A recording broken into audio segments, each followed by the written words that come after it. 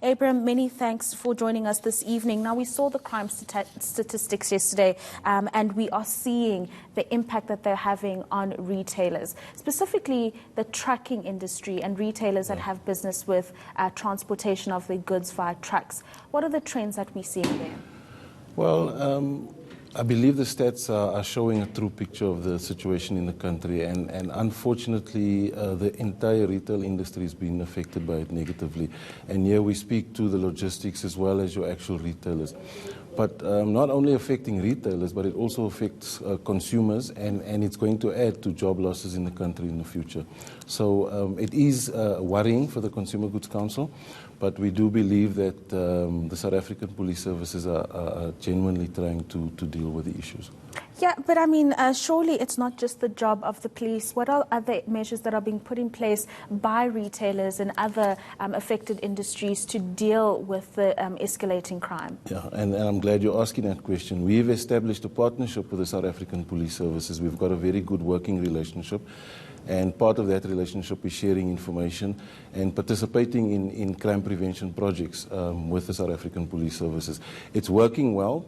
There is a drafted strategy that the police have drafted in terms of dealing with these crimes that affect the retail industry. So, yeah, we do believe that it's not the role of the police, but we believe it's the role of all South Africans as a whole to participate into trying to mitigate the threat.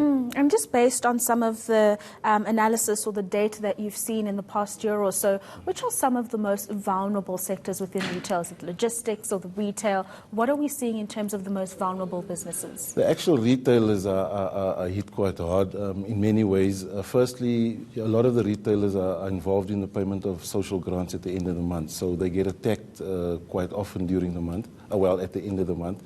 And it's twofold. They come and they rob the store, or alternatively they burgle the store and they blow the safes and take the money. That's the one angle. The other angle is that shoplifting is also a major problem. And the problem with shoplifting, we might see it as a minor crime, but these guys tend to graduate. And eventually the same guy that shoplifted a few years ago is the same guy that's pointing a gun in your face.